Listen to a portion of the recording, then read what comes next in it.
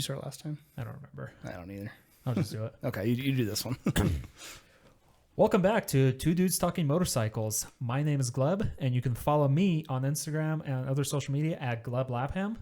And I am Mitch, the other dude. You can follow me on Instagram, Meets to the Beach. And we also have our podcast, Instagram, TDT Motorcycles, at TDT Motorcycles.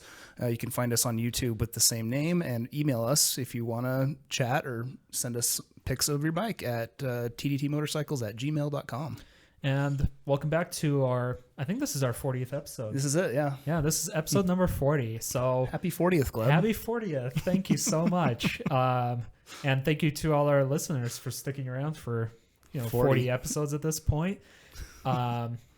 It's pretty exciting. So we are our topics for today, our topic for today is going to be motorcycle myths, but it's not legends or supernatural stuff or anything like that. It's kind of common, just your everyday myths common everyday myths you hear out on the street, whether you from maybe fellow riders or people who don't ride. Yep, anything like that. Yeah. But before we jump into our main topic, we do have a little bit of news, and let's start off with we just went and saw the BMW R1300 GS Adventure over at their local BMW dealer, Eurosports Utah, and it was presented by Sean Thomas, who's the BMW ambassador.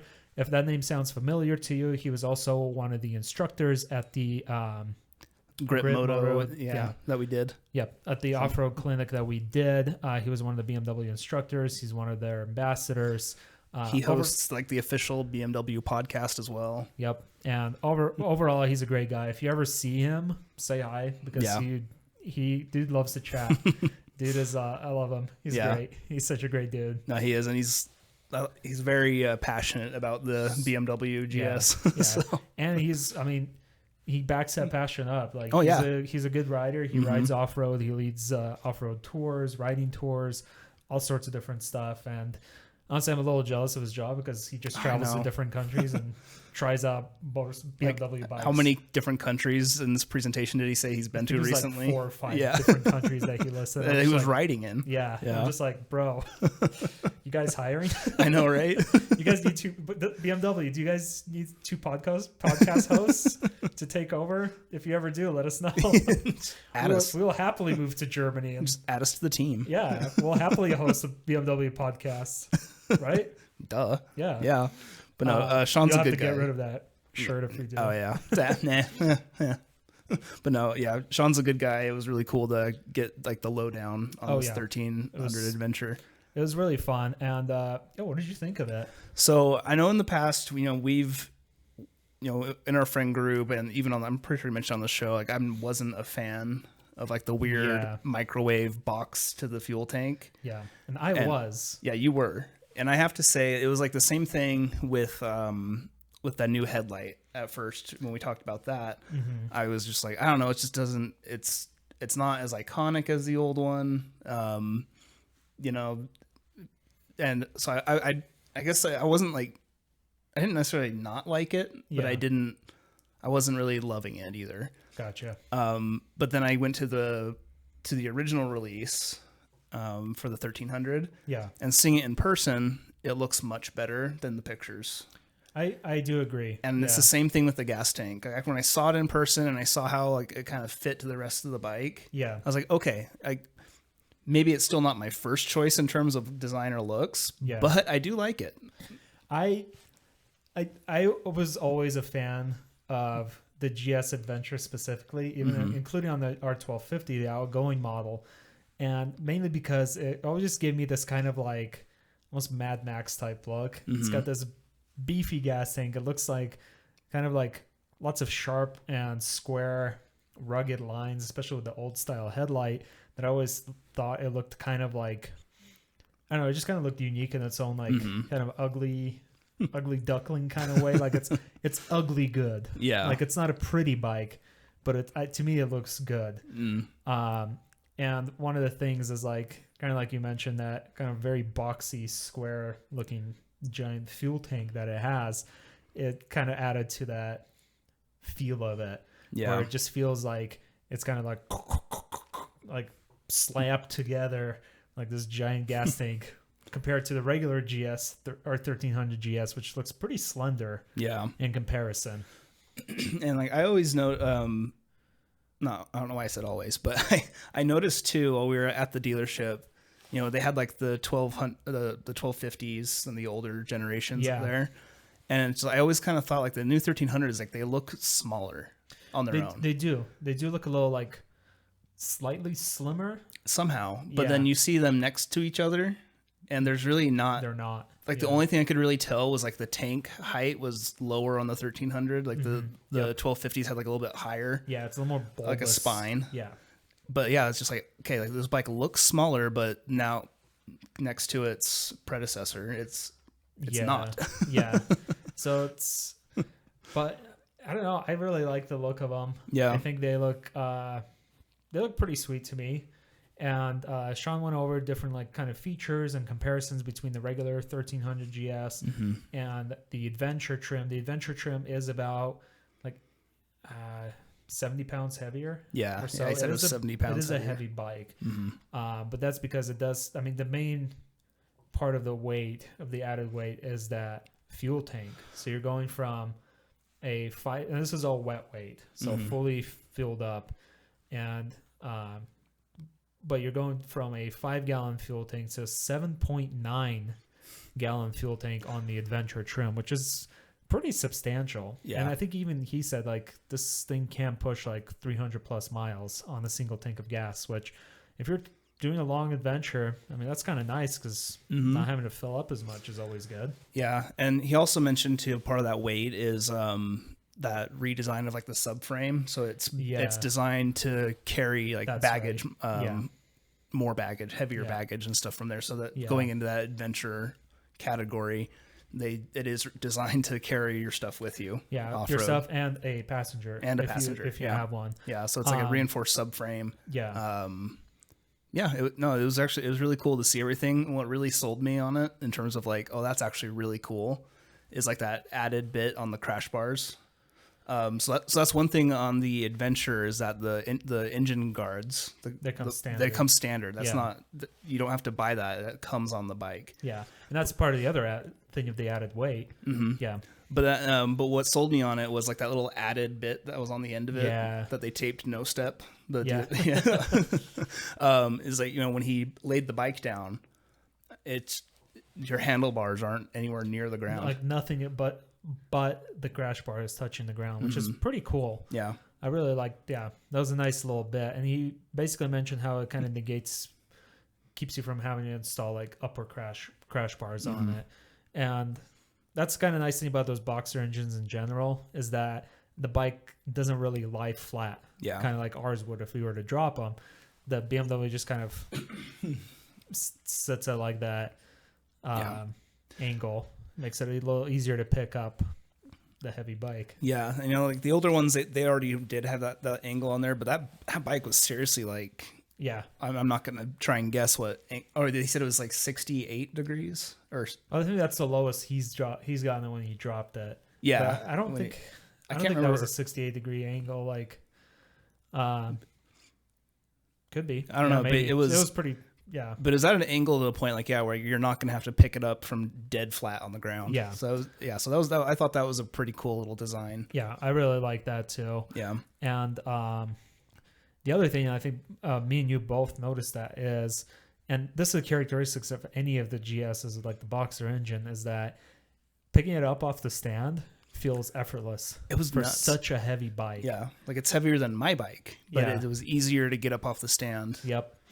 And, for those of you that don't know, it's because of that boxer engine. Just the center of gravity is low. And we have a whole episode on the R1300 GS. And we talked about the GSA, the adventure trim on here before as well. Mm-hmm. And those GS bikes, and especially the new one, they not only they move the gearbox.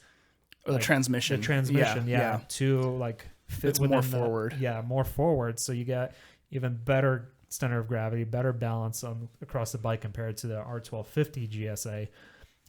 And you can definitely feel it. Like it feels like it was effortless to get it off the kickstand. Yeah. Like, and just keep it balanced. Yeah, and I know like on the 1250s and the older bikes, they've always had like those wider seats, but that seat is just nice to sit on. It's just so comfortable, so absolutely comfortable, and it's just such a commanding riding position. And just sitting on the bike, you're seeing that like fuel tank come out so far out, but you're getting like the added benefit of like wind protection and all that stuff, because the fuel tank it's just wide. Yeah, it's so wide. But just sitting on the bike, it doesn't feel overly massive. Yeah. And then, so one question I have for you though, Gleb, is because since you weren't able to go to like the presentation of like the reveal of the 1300, yeah, what'd you think of seeing like that sensor, like the center stand assist and like the the automatic the height, the height adjustments and everything? I want to try it out. They said they're gonna have a demo of it, so we're gonna go try it out. Try to go and probably demo it like next week or here soon if weather allows it. We're entering winter here. Yep. But no, it was cool seeing it in person, but I really want to see how it feels while sitting on the bike, because I feel like it's going to throw me off at first. Like seeing the bike or feeling the bike suddenly become like lower. It's probably going to feel really weird. But in terms of getting it up on the stand, or oh no, I just meant like stopping, because it has that. Oh yeah. Because we rode height because we rode the 1300 for a demo, and I didn't notice any of it while riding. You know what? You're right. I don't know if I noticed it either, because I feel like, I don't know. So maybe it's just like hidden just enough that you just don't notice it, which is, I think, is a good thing. Yeah. You're just like, oh, I can reach the ground all of a sudden, but then you get going and it's. Well, I don't think me and you ever really have that problem. True. So. That's true. Unlike some people we know. Yeah. But it was cool seeing it like do it while it was stationary, and then it had like the comfort jack assist. The comfort jack assist, but or whatever the new name for it is to get it up on the center stand. The bike will actually lift itself up just enough to kind of help you prop. Yeah, like it lowers itself down so you can get more leverage on the center stand. So when you pull it up, it's like less of a struggle. It pushes itself up. It lowers first, and then I thought it was already low because it's low and stationary.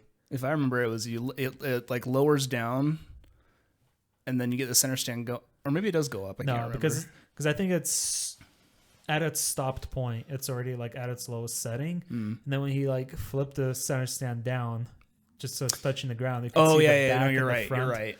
Lift up. Yeah, you're right. And then he props it up with his. I had it backwards. You're right. To me, like. Yeah, it's a very heavy bike, so it probably does make sense to have that on there. I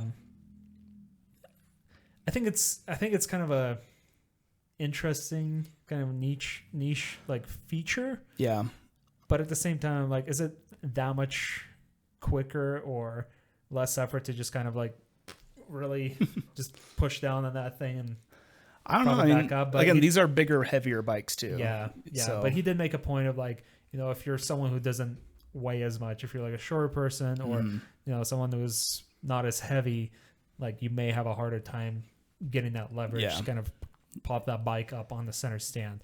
What I do love is the fact that it does come with a center stand, which that's also doesn't nice. always seem the case with adventure bikes like yours or mine. Yeah.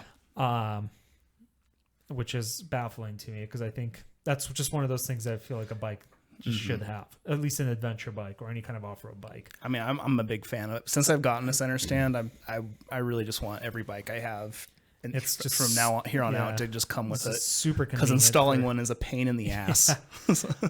So it's really good that it comes with that. And then other things that I think both of us kind of notice is that it has a lot of different attachment points that you can kind of strap gear on. Sean was mentioning some examples of him like carrying zip ties and rope and a hatchet for some reason on the sides of his GS or 1250 GS, like his own personal bike.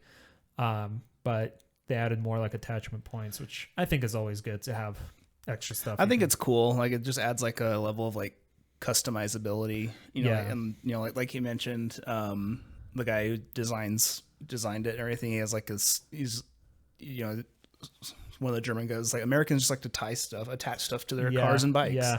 You know, and it's kind of true, especially here in Utah. Like, yeah. look at every like Tacoma on the road. It has a Ropax strapped to it. And so. Like there's so many like Jeeps, Tacomas, like trucks, and anything you see, like they got like, stuff all over them. You don't see it as much as on bikes, but when we did our Reno trip, I felt like our bikes definitely had. It was I just think that's a nice little feature, or like just a little bonus. Yeah. Just something like, here, you guys like to attach stuff. So. Yeah, there you go. And overall, like, yeah, I'm excited to kind of demo it and try it out and see how it feels on the road. Mm-hmm. And I think it starts at like $22,000, so it's it's up there, pretty pricey bike to ride to Starbucks. yeah, exactly. But overall, like, no, it was a really cool presentation. No, it was, and I'm always glad to go and check those out and learn more about like like a bike I don't have because I can't afford it, but I can't, especially with BMW, it's interesting to see how like they incorporate. I mean, all these new bikes, they have a bunch of tech loaded into them. But watching this presentation is just like the reasons why they threw all this different kind of like techs and sensors into it, and like the rider assist stuff, like the adaptive cruise control, the automatic like slow down braking, reactive cruise control, and things like that. And we've seen that trend with a lot of like the higher end bikes. Pretty much most of them are starting to throw in that like radar, cruise control, blind spot monitoring, and things like that, which. You know, it's probably controversial as to like, I know there's gonna be some people who will like, oh yeah, it's nice to have all that extra stuff, versus others like, oh, it's just another thing that's gonna get in the way. And I will say, and I will say, like, I can point out all this tech, and I think it is like, it's cool on its surface. Yeah. But at the same time, it's just like when he was mentioning like the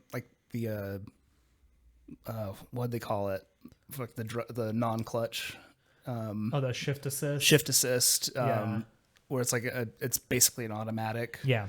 He's talking about you're going through traffic, you're trying to get through traffic, or any these things. I'm just like, okay, I wouldn't really want a bike that does that. Yeah. I agree. But like anything else with it, like anything that actually assists like the rider, like, get the bike up. Yeah. Reactive cruise control, like, probably a pretty posh feature, but very posh. I love it in cars. Sure. Yeah. Like the adaptive cruise control, like car in front of you starts slowing down. Your car does it too. Yeah. That's nice. On the bike though, I'm definitely okay with the bike having kind of less is more approach. But also if you're paying $22,000 for a bike, you kind of expect a little bit more features and things like that versus something that's like $15,000. Exactly. Yeah, exactly. Yeah. So I'm curious to see what it's going to be like on the road as they start selling and becoming more and more into the market, and stuff like that. So yeah, we'll see. But it was still cool to see that technology in person. Definitely. Beyond that, we do have a couple of news bits to share. The big motorcycle, the EICMA or whatever it's called, Expo. EICMA, right? Think so. Something, yeah. Big motorcycle expo in Europe just happened, so they announced a few new motorcycles. And speaking of BMW and going completely in the opposite direction from a big giant GS, BMW announced one of their a F450 GS concept bike, and there's not too many specs out for it other than the fact that it is a 450cc twin engine, and it's going to be making around 48 horsepower. There are no torque figures yet, but it should weigh around 386 pounds. Give or take, it's like A2, minimum like A2 license in Europe regulation and stuff. So it might be a little bit more than that, but it's minimum going to be like at least that or higher. But basically it's like and looking at like the pictures of the concept, it looks like it might be like almost like a GS dual sport type bike. It does have a 17-inch or 18-inch rear, 19-inch front, so unusual compared to the usual 21-inch wheel that you see on a lot of like dual sport bikes. But and it has the styling of it. It does take inspiration from the R1300 GS. It's got that little X looking headlight on the front. supposed to have like certain components are going to be made out of magnesium to keep the weight lower, but it's still going to include a standard like feature set that you kind of expect from BMW bikes, like rider aids, like traction control, rider modes that you can adjust depend like the sensitivity of, adjustable suspension, and all things like that. 6.5 inch TFT screen, which BMW TFTs are always phenomenal, and a never before seen ignition offset. So whatever that means. I was about to say, what is that? I have no idea. That's all it says. Okay. That's all the press release said. So, but they are going to announce like their line of motorcycles based on this concept next year. And they said that the concept is pretty much near production ready. So I'm willing to bet we'll see an announcement on this maybe spring or summertime, sometime next year. Okay. But it's kind of cool because it's kind of like, you know, a baby adventure bike that's like actually a proper adventure bike and not just a street bike with some knobbies thrown in there, kind of like the GS 310 that they have. Yeah. So I'm gonna keep my eye on that, and I'm curious to see like where exactly in like dual sport to adventure bike like ladder it slots. Is it gonna be more adventure or more dual sport? And then like to see like where it weighs and how much the price is. So it's kind of interesting one to keep around. Interesting. And then there was the Yamaha C700. The Yamaha Tenere 700 got for 2025 got quite a few updates actually. I believe it's still the same motor and everything in there. You're still getting like a very peppy and very useful midweight adventure slash big. It's a big dual sport, really, is what it was before. You know, it had zero tech on it. It was still like a cable throttle. Yeah. So these new updates, they've added you now have a TFT, but it is a vertical one to kind of keep like that rally inspired thing on there. So it is getting a nice update with that TFT, which I personally like. I think $10,000 in.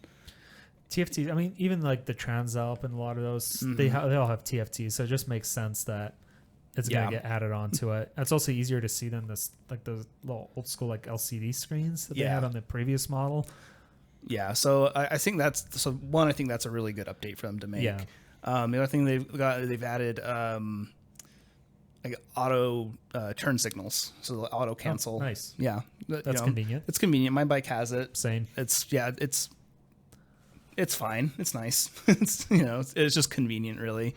Then they've also made it a ride-by-wire throttle. So now it is actually you have two rider modes, like a sport and an explorer. There's street and explorer. Street and explorer. Yeah. So it's or sport and explorer. Yeah. Oh, is it sport? Okay. Yep. Sport. I'm guessing. Yeah, it's gonna be more like street, road oriented. Yeah. Rain maybe, that kind of thing, versus explorer. Pure off-road.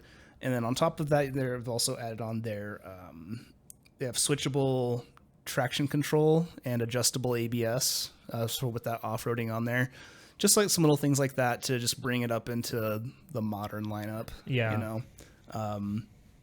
Which is interesting because I'm kind of considering a Tenere 700 down the road. I mean, it's a nice bike, but one thing I was, me and you were both disappointed to hear is that even though now it's ride-by-wire, all this wonderful new tech, no cruise control, and as far as we could see, no heated grips. Yeah, so. But especially no cruise control is kind of baffling to me, because especially with it being ride-by-wire, not having cruise control, I feel like that's quite the setback. Because and then looking up this bike, everyone, like pretty much every comment was just like, "Cool, but no cruise control." Like. And cruise control for me personally is one of those things that I will like. If a bike is gonna go far, long distance, I will not buy a bike without cruise control or heated grips. Yeah. But those two, like the two features that I would personally like, touring bike, anything long distance, are a must have for me. Yeah. Maybe it's different for me because on my bike, my cruise control is not adjustable. Yeah. If you like during our trip to California, when you and Emerson would slow up or speed or slow down or speed up, Yeah. I would have to cancel my cruise control, get back to match your guys' speed, and then reset it. Oh, really? Yeah. That's I don't know if the newer scramblers have like the way yours is set up or not. But on my model, the 2019, I have to cancel it and reset it. You have to cancel it? Yeah. I didn't know that. I thought you could just like accelerate to speed and yeah. then... I mean, I could accelerate to speed and set it again, but Yeah. like if you guys slow down, I have to like cancel it, where Oh, you have like the yeah. plus or minus. Yep. Yeah. That kind of thing. So That makes sense. so it's that not is annoying. yeah. So it's not like such a big thing for me on that, but it's just weird that they wouldn't It was add a little weird. like they've teched this thing out. They even have an app so you can do like you can have like phone accessibility from your Yeah. TFT in your headset, But no cruise control. but no cruise control. Or heated grips. Or heated grip, things yeah. that people would probably want. I don't care Yeah. if my phone connects to my I don't- motorcycle. Doesn't I don't- yours do that? You never use it? I never use it. Yeah, Yeah. exactly. So Um, I only use that little app thing for the GoPro. My phone doesn't Yeah. even. Yeah. but that's pretty much it for the news. Yeah. I think. So mainly, we wanted to talk about the GS because that was fresh in our brain, and we were excited to see it and to say hi to Sean again and check out that bike. So should we move on to our main topic? I think we should. However, first, I think everybody should know that we have our sponsors to thank for this episode. This episode is brought to you by Shogun Motorbike Adventures. Enjoy some of the best motorbike riding in the world as you ride, explore, and immerse yourself in Japan. From Tokyo to Mount Fuji and beyond, Shogun Fuji Adventure guided tours kicks off in 2025 and includes accommodation, bike hire, vehicle support, expert guides, and much more. Claim 15% off your tour with promo code 2dudes15. Perfect. And then we got, I think that takes us into our main story. Let's do it. So, myths of motorcycling. So, if you are a motorcycle rider, I'm pretty sure you've heard plenty of myths like loud pipes save lives. I had to lay her down. Had to lay her down. The Clippins got her. Glibbins. All sorts of different things. There's all sorts of different myths out there, and we were like trying to come up with like topics as we do for this podcast.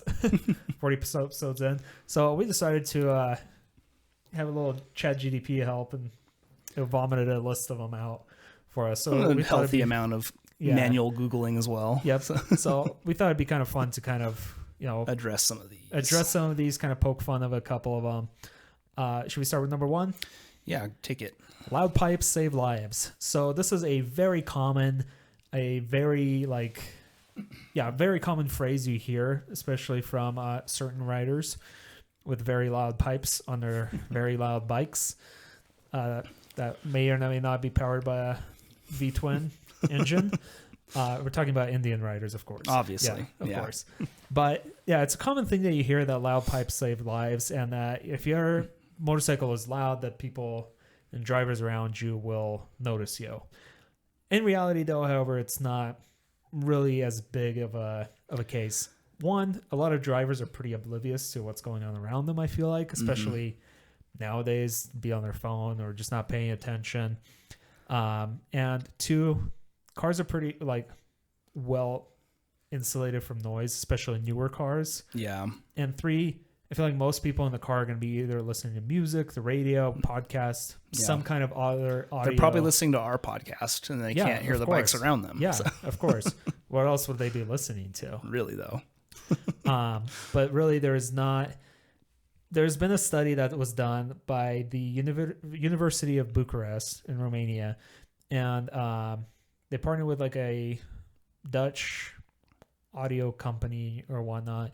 There's a few institutes that kind of did this study basically showing that it doesn't really make a difference. And one of the biggest things is because the pipes face backwards. Yeah. And if you're next to a car or behind the car, they're most likely not going to hear you because the sound is traveling in the opposite direction of where they are. Even if you're next to them at highway speeds, or if there's a radio playing, the RPMs are higher, they're not going to hear you, or they're just not going to even acknowledge the sound of the bike because it's not even facing them. It's facing backwards. And to play devil's advocate for the myth too, I could maybe see this mentality or like, you know, they're thinking, and they're like, the logic in someone's mind would be, well, cars behind me, as long as my pipes are loud, they're not going to hit me from behind. But again, that's maybe I'm just trying to play like a little bit of devil's advocate to it. But and I can see like the reason behind like the myth is that, you know, we're motorcycle riders. If we hear a bike, we immediately just turn our heads and see like, oh, what's going on? Like, who's riding what? What's happening? For like the dog and Up. Yeah, we're going to squirrel. Yeah. But I think for a person that doesn't care about motorcycles and they hear one, they're probably just not going to care. They're like, okay, it's some bike. But in engine their car, noises. In their car, it's going to be even harder to hear. Maybe if you're like completely stopped at a red light, you'll probably notice like an engine rumbling next to you, especially if it's a louder bike. But highway speeds and all that, very unlikely. And I did have jot down some notes here. So they tested the car or the sound levels in the car from the bike at various distances. The first one was parked 50 feet behind. So the motorcycle was 50 feet behind the car. And basically none of the motorcycle noise can be heard from inside the car. 33 feet behind, still could not hear from inside the car. Parked next to the car, you can hear a little bit, but it's basically like not enough to overpower whatever else is going on in the car. Yeah. Whether it's the engine noise, radio, chatter, or even just tire noise. Yeah. Like everything else like that. Yeah. And one of the other studies that was cited in this article was the 1981 Hurt report from basically North America's like largest motorcycle safety study. Found that motorcycles with loud pipes were not less likely to be involved in crashes. In fact, loud pipes could cause a distraction or late reactions from drivers. So it's kind of almost like a reverse point. And also another quote here: motorcycle accident in-depth study from Europe calculated that most motorcycle collisions occur at the front of the bike. Therefore, based on the aforementioned studies and Doppler effect, you know, relying on loud pipes, which once again face back, you know, it doesn't really help you much. I did see one funny comment under this article saying like, just face your pipes forward. Easy. Problem solved. Problem solved. Boom. Have one pipe forward, one pipe back. Don't mind anything else that might get into the pipe facing forward. No, it's fine. It's totally fine. So it was pretty fun myth, and the one that I have personally heard from people. Yeah. And my bike's not loud. And nor do I want to rely on the ability of a driver to hear my bike to make sure they don't hit me. Yeah. I think it's very much personal responsibility to make sure that you try to mitigate your chances of being hit as much as possible. Yeah. And I agree. And not rely on loudness of pipes to do that for you. Yeah, it just kind of seems like maybe, and I don't think people like have this, like they don't. It's just someone who believes in loud pipes. They don't have the mentality that they're like removing responsibility for their own safety. Yeah. But I think in practice it's just like, well, why didn't that car stop? Like I have loud pipes. Yeah. You know, exactly. I think it just kind of goes into you, and it's going to be a theme I think with a lot of these myths is like you need to be personally responsible for your own safety and your riding practices. Exactly. Which is a great way to bring us to the next myth. How to lay her down. Yeah, you can lay the bike down to avoid an accident. That's still an accident. It's still an accident. I don't know what you mean. It's like, ugh. And it's like the fainting goat reaction. If you scroll through like Reddit and you go in like the r/motorcycle subreddit, there's usually like at least once a day some kind of motorcycle like crash video of a person like, you know, there's a car turning left and they're like not stopping and they end up like dropping their bike, and it's like, bro, you had like 3 to 10 business days to stop. Yeah. Like, why didn't you? Instead of like laying your bike down. Yeah, and I think, and to that point, I wanted to say that, like, you know, I wouldn't say that me and you are fast boys. No, you know, definitely so like, not. Our riding habits and they're going to be different, you know. Yeah. Like, yeah. In terms of like how much risk somebody wants to accept, but I think as long as they understand that risk, yeah, have at it. But you don't have to lay the bike down. No, you should stop the bike or swerve or avoid the crash or ride within your limits so you don't have to and put yourself in that situation. Yeah, which isn't always in your control. And maybe this would be like a bad example, but like, there are professional riders who demonstrate like a lot of the modern features in bikes nowadays. Yeah. And again, they are professionals where a lot of people aren't. Not. We're not. No. By any means. But like we have modern like ABS stuff, and then like the advancements in your gear. Yeah. And everything from there. So if you do get into a crash, depending how bad it is, you might be able to walk away. Yeah. At least you have that chance, or at least mitigating how bad the injury is. Yeah. But yeah, I think like, especially with ABS traction control, and if you can afford it, you can get a bike with reactive cruise control and stuff. Yeah. But laying your bike down is definitely not the way to avoid an accident. Maybe, let's say like 1 in 100. Maybe it is the right thing to do. Maybe that's the only way you can avoid like flying off a cliff or something like that. But my mentality, thinking that that's the way is definitely not to go. Yeah, like my approach is, I mentioned the YouTube channel, like Dan the Fireman. You can pick up good riding habits, and like you can figure out things to look for. Maybe, and I'm not a fast boy, but I'll typically go faster than traffic. But I'm not breaking the law, but never. But you pick up on habits like, I'm coming up on an intersection. That's a stale green light. That's been green for a minute. Yeah. Maybe I should start to slow down. Be prepared. Yeah. Or, if I keep bumping the camera, but yeah, or like the, there's ones too, like, there's a car that's going to pull out. Yeah. I don't trust that they see me. So I should change lanes. I should slow down. I should be ready. Yeah.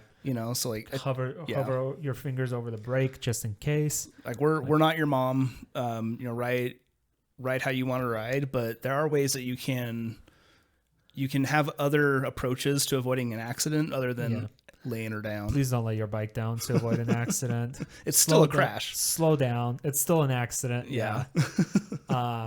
Some of these, I'll say a little disclaimer. Some of these myths are actually kind of funny. Yeah. That ChatGPT spewed out. This one kind of cracked me up. Motorcycles are always faster than cars. Always. Not always. Always, Gleb. Always. Always. Not always. But it's sort of a caveat. It's kind of like yes, but no. Mm-hmm. I will say that a lot of bikes are going to be faster than your average car, than your average commuter car that you'll see on the road, than your trucks, bean SUV, standard crossover bean shaped SUVs. And you got a problem with my car? No, but most cars are shaped like that. Yeah. And yeah, pretty much. And will the bike be quicker and faster than most of those? Probably. Well, I think off the get go, most likely. Your power to weight ratio and your torque. I think most bikes are going to be faster than cars on takeoff. Yeah, and maybe even top speed. Yeah, sure. But no one's going to be driving their Camry at 120 miles an hour. But you might see someone attempt it in the Ninja 400. So they are faster, but they're not faster than all cars. No. And you got to remember that a car, yes, it's heavier, but generally it does fit a much larger engine, and it's got 4 wheels instead of 2. So It's got way more traction, better cornering, way more traction, way more stability than a motorcycle could. So there is a certain caveat. Then you start getting into the super bike or supercar categories, which will probably be faster than a bike. That Ferrari that passed us last time we did a ride. Oh yeah, up in the mountains. Yeah, that thing just that was cool. Hauled right past us. I'm like, I know my bike would not be able to keep up with that. No way, man. And as soon as I hit a first corner, my adventure bike's so much faster. As soon as I hit the first corner, that thing's gonna go away from me. Yeah. Even in a straight line, I doubt it'll be able to keep up. Yeah. But if it was some Camry, I can definitely pass that. Yeah. But I had my, I don't know if I've ever told the story like where a Tesla driver tried to kill me, but yeah, you know, like that car was faster than my bike. Yeah, it's an electric vehicle. You know, bikes aren't always faster. Yeah, but they can be quicker than certain cars, than most cars. Yeah. Myth number 4. This was a funny one too. Yeah. Only Harleys and cruisers are for real bikers. Oh, brother. It's one of those things where I made the joke on one of my TikToks. It's like still my most watched ever TikTok on my tiny little TikTok account. It's got 500,000 views, which is insane.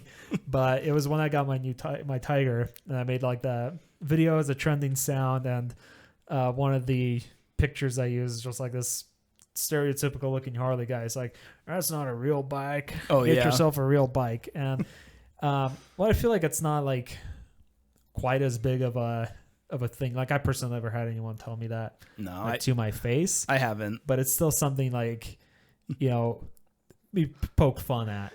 And I'm sure people like that do exist. Oh, 100%. You know? Yeah. But, you know, Harley riders I've met or that I know, they're just any other rider. Yeah, there's like much. It's like, oh hell yeah, man, you ride. But yeah, you know? It's pretty funny because I feel like some of that mentality is probably still like lingering around, even though there's so many more bikes in so many different categories that exist now, and any bike's a real bike in our eyes. Yeah, whether it's a little, you know, 250 cc. Yeah. I'll wave at people on mopeds. I'll give them the bike. I'll give them the biker wave. Same. Yeah. This still got 2 wheels. Yeah. I'll wave at anyone. It's whether I wave back or not. That's the question. Yeah. And Harley riders sometimes don't. So maybe work on that. Maybe. Yeah. Number 5. Motorcycles are cheaper to own and maintain than cars. We actually did a whole episode on this certain topic, and that is not always the case. I don't think it's the case at all, personally. They can be. They can be if you know, be a little bit more neglectful on maintenance and stuff, or if you get a pretty old bike and you just don't care enough to like properly maintain it. But things like valve clearance checks add a lot of cost. Oil change is probably about the same, maybe a little bit less on the motorcycle, depending if you take it to a shop or not. Yeah, well, I was gonna say, like, on that one, like specifically oil changes. Yeah. You know, like my car, I can take it into a Jiffy Lube and pay like $90 and it's done in like half an hour, you know? And I think for motorcycles, it's going to depend on like the brand of bike, your dealership availability, you know, it's like, but if I want to run my bike into the dealer, I got to schedule an appointment because they're they're behind or not behind. They're busy, you know, they're the only ones that are doing Triumph services. And, so I got to schedule an appointment and it takes like, you know, all day because they're busy. They are busy, you know, and it's going to cost me a lot more than my car did for an oil change. And then on the flip side, I do my oil changes on my own now, and you know, I buy like the oil change kit, like $80 or something like that. But then the time to do it myself, it takes a lot longer than half an hour. So it's just, I think in money and time, motorcycles are way more expensive than cars. Not to mention, you do have to like maintain the chain if you have a chain driven bike. Valve clearance check varies on the bike, but most bikes do need, or at least need a check, valve clearance check. Sometimes even get into like the air filter can be a little bit of a pain in the ass, depending on the bike. All sorts of stuff. But that's only like part of it. So the maintenance, I feel like, can be kind of more closer to what you would expect from a car, because cars have their own maintenance things you got to do. Yeah. But you also need the gear, helmet, jacket, boots, gloves, pants, gloves, all of that stuff. You don't need that for driving.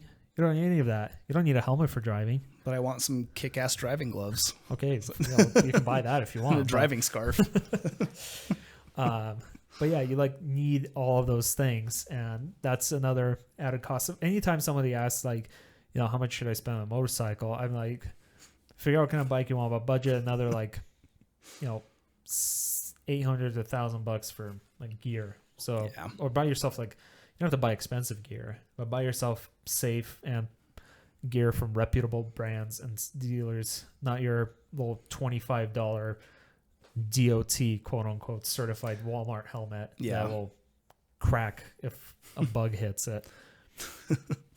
So Yeah. motorcycles are not quite that much cheaper to own than cars. I will say you will save on gas, probably.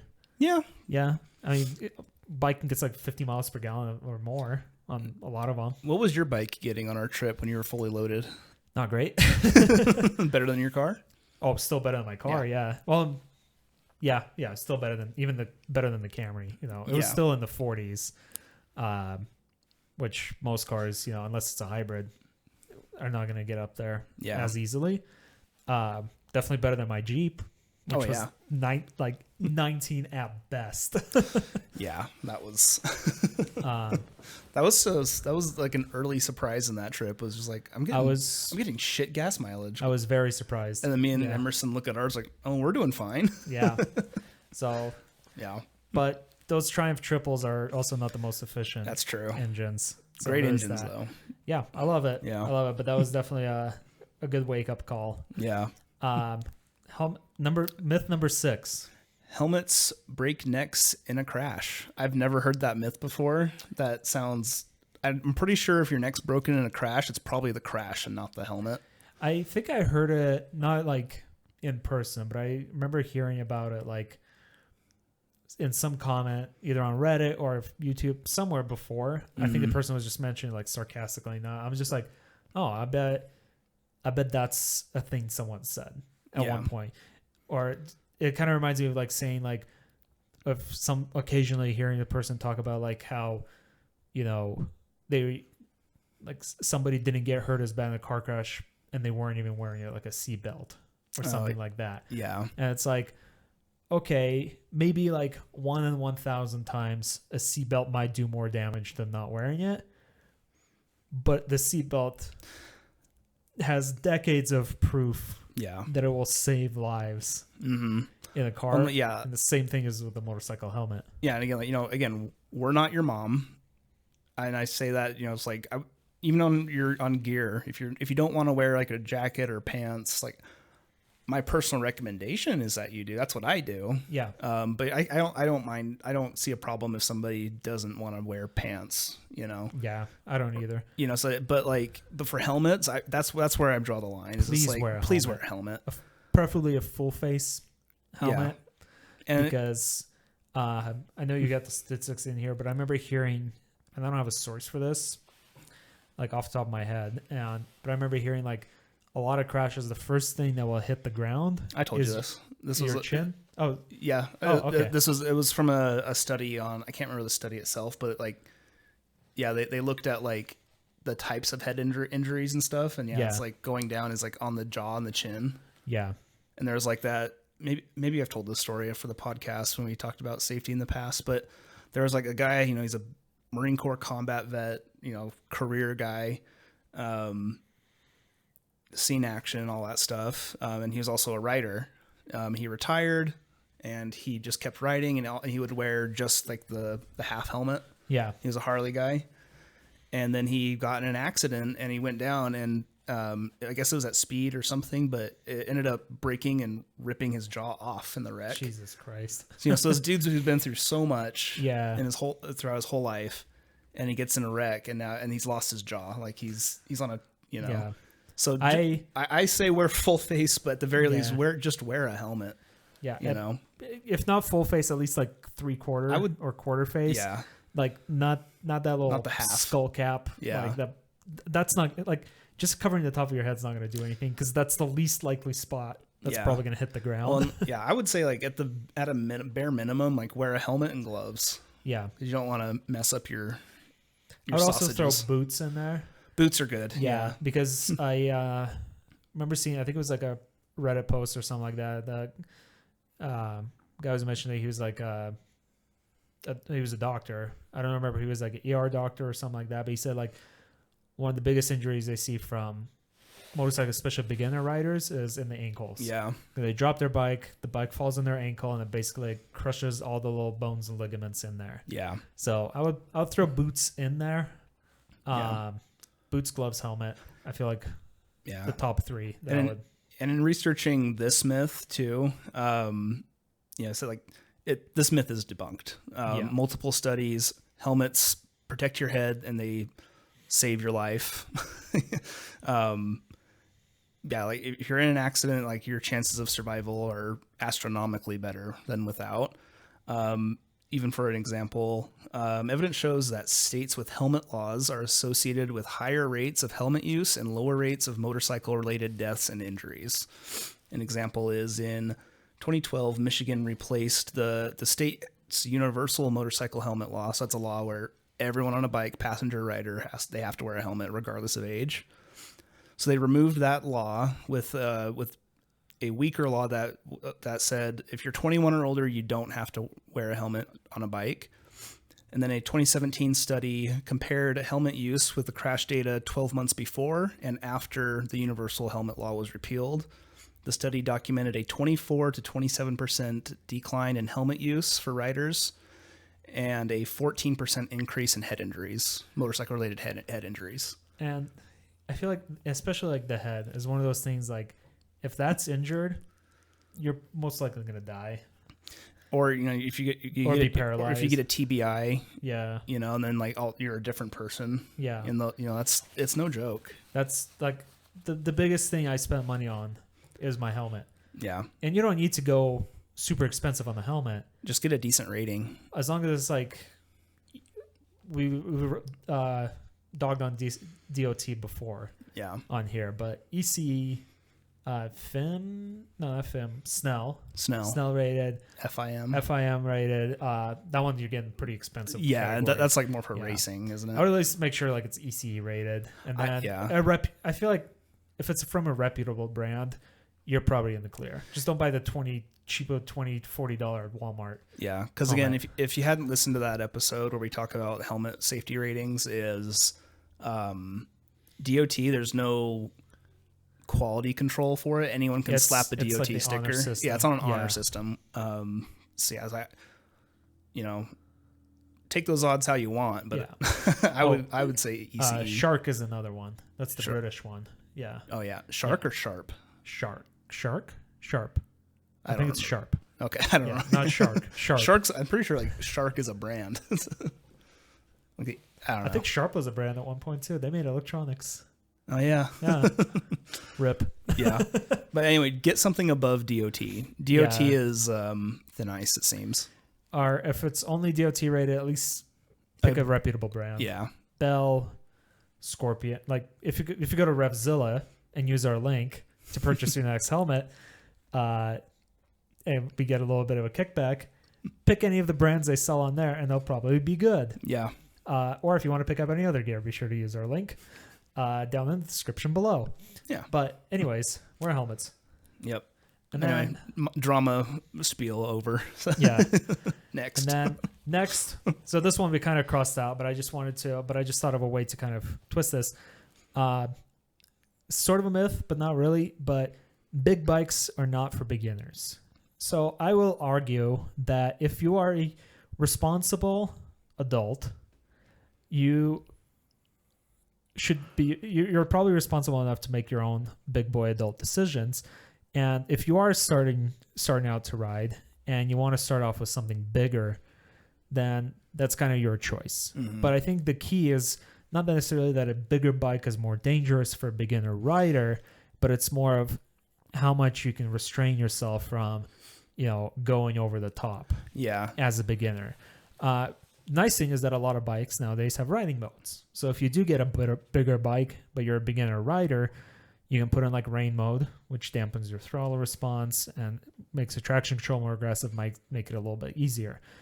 The other thing is like bigger doesn't always necessarily mean a faster bike. Like you take if you're a beginner rider, you probably shouldn't go get a Panigale V4S and ram it into a concrete wall because that bike is terrifying. Yeah. But if you get a Bonneville T120, 1200cc engine, it's a very easy bike to ride, even with a larger capacity engine. They're still pretty quick. I think it would still depend on. You still have to restrain yourself and stuff like that. And the Bonnevilles are also heavy. They are heavy, which is a drawback for a beginner bike. But I will argue that at least it's a very predictable bike. Yeah. It's not like, overly aggressive. It's not like, crazy quick. It has a very linear like throttle and kind of a more tempered like characteristic versus like something like a super sport or something. Yeah, like it's that. not balls to the wall with the throttle and So I feel like, but if you're a responsible adult, I feel like, and you want to get a specific bike and it's your first one and you want a larger capacity one, I don't see why you shouldn't go for it as long as you're responsible about it and not get in way over your head. Yeah. And that's one thing too, because I went with a smaller bike for my first bike and Same. I didn't even have it a year because I outgrew it. Yeah. I had mine for 2 years somehow. And then I was like, once you get on the bigger bike, you're like, yeah, this is much better. Yeah. I don't think I still would have not have wanted my bike I wouldn't have wanted my Scrambler to be my first bike though. Yeah, I probably wouldn't want the Tiger to be my first bike either. But it is pretty cool. Yeah. But going back, I do wish I had gotten like a bigger first bike. Yeah. Maybe like 650cc, 700, something like that. Yeah. Just don't get a Panigale as your first bike. It's a little much. That's commitment. One of the other myths we have is that you have to be big and strong to ride a motorcycle, which is absolutely not true. Nah. There are various techniques it kind of helps if you have some like upper and lower body strength to, if you drop it, to pick it up or to like kick it up on a kickstand, to maybe maneuver it around your garage or driveway. Yeah, it was easier to move my bike around when I was in better shape. Yeah, so. But it's not like, I don't think it should be a like a barrier to entry. If you're, we know several female riders. Yeah. There's female riders on the internet. There's people, all sorts of body types and genders and stuff like that. Sizes, genders and sizes on YouTube. Just watch, and they do stuff crazier than we would ever do. Yeah. They've dropped their bikes, they've picked them up, they've walked them around, they just like all sorts of stuff. Yeah. And they do just fine. Well, and like I think the counterpoint to this myth on here too is like, once you get a bike stood up and it's like on its balance point, you can hold it up with one hand. Yeah, that's true. Like so the weight disappears. Yeah. But even if you're like, let's say you're off-roading on the bike and you drop it, when we went to that Grit Motor Adventures like clinic, Louise, she's not a big lady. She's pretty small. She's short. Yeah. She's small. She's thin. She was able to pick up an R1300 GS by just using a proper technique, the walking back technique, stumble it right back up. So if you think that you're not strong enough to ride a motorcycle, you are. You don't need to be strong to ride a bike. You don't need to be light. You don't need to be over a certain weight or under a certain weight. Like, you just ride. Yeah. You just find, I think the more important thing is to find the bike that you're comfortable with. Like picking it up if you drop it, or maneuvering it around, or something like that. If it feels like it's too heavy for you, it might be too heavy, but you don't need to be like some strong person in like perfect shape to ride a motorcycle. Not at all. It's more about technique and just overall on practice too. Like, practice. You will probably drop your bike at some point. Yeah. You may drop it multiple times especially if you're new to riding. Yeah. But eventually you just stop. Like you just know what to, you get better, you know? And I feel like there's always like a little bit of a growing pain, especially if you like get a new bike, or like we demoed a few bikes and it's always a little different. Like I remember when the first time we demoed the Rocket, just getting that thing off the kickstand feels like you're like you really got to like, you just got to have it turned on and then just give it a little rev. Yeah. Because that big old engine, you give it enough, you rev it and it has enough centrifugal force to lean itself up. Yeah. But like, you feel it, you feel the weight, but once the bike is going, most of that weight disappears. So you don't need to be strong. You don't need to be like, I'm not in great shape. I'll ride. Yeah. Just get a bike. Yeah, please do. Bro. Yeah. And then I think our last myth for today is going to be racing tires are the safest tires. I'd never heard that myth before.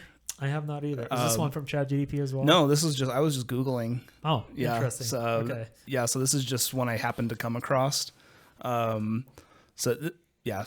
And from what I was reading on it, this myth, this might actually be true if you're on a racetrack. I mean, that makes sense. That seems to make sense. Racing tires on a racetrack, right? Because otherwise it's just absolutely unequivocally false. Racing tires, they're made with a certain purpose, different materials. They definitely don't last as long as road tires. They're designed for like high stress conditions. And they have like those properties to take on, again, those stressful tire situations from there. So like, if you're on the road, get road tires. Yeah, you can get sportier road tires. Yeah, There's no, plenty of and that's the thing. different They options. make sporty road tires, but to get like specific race tires, like, come on. Yeah. To me, that just doesn't make sense. Especially Again, on the road, I'd be worried about like things like gravel, clippings, grass clippings, leaf clippings, rock clippings, dirt clippings, sand clippings. Right. Yeah. So they're going to be, those tires are going to work best on the track. So if you track your bike, if you have a track bike, those are all for you. Yeah. Those are for you. Makes sense. Yeah. Kind of jealous too. Yeah. I want a track bike. It'd be kind of cool. You try it. I'm I'll still slow. Still be a wimp. And I'm still slow, but I can cosplay. Yeah, I can cosplay as a track bike. Yeah. So just ending with that one. You're riding on the street and just get sporty road tires. So I think that takes care of that one. And I think that's pretty much it. Yeah. Yeah. So no myths and legends this time. Just a little no urban legends. Just basic myths. No, we're just gonna go and get on our soapbox about myths. They always hear. But yeah, that's it for us today. Yeah. So happy 40th episode. Happy 40th. Thank you so much. Wow. Thank you everyone so much for listening, and we will see you in the next one. Peace.